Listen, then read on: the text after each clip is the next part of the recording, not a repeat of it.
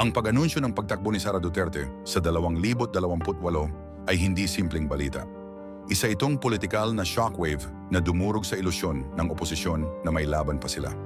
Sa isang iglap, ang mga plano nilang matagal nang niluluto ay nasunog, hilaw, sabog, tapos na. Habang sila'y nagsasagawa ng preskon na puno ng paligoy-ligoy at artipisyal na tapang, si Sara ay pumasok na parang baha na walang babala. Walang drama, walang paawa, isang malinaw na mensahe lang, handa na ang laban. Ngayon, pakinggan mo sila, maingay, pero walang direksyon.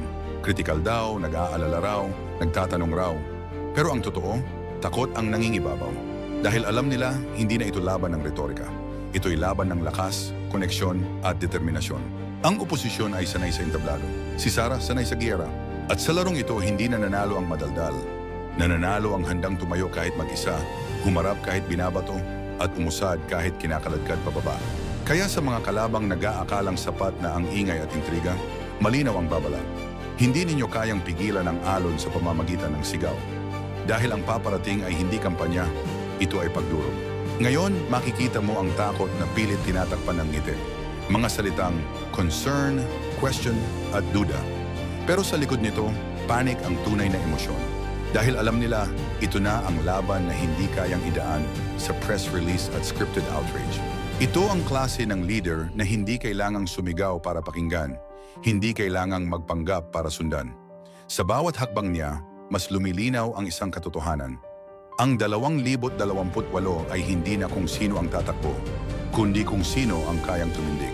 At sa pagdating ng alon na ito, malinaw ang mensahe sa oposisyon. Hindi lahat ng bagyo kayang pigilan ng ingay. Ang ilan, darating para baguhin ang buong Tanawen. At dito nagtatapos ang ilusyon ng oposisyon.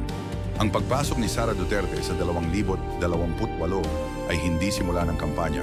Ito ang katapusan ng kanilang pantasya na kaya pa nilang kontrolin ang laban gamit ang ingay, intriga at scripted na tapang.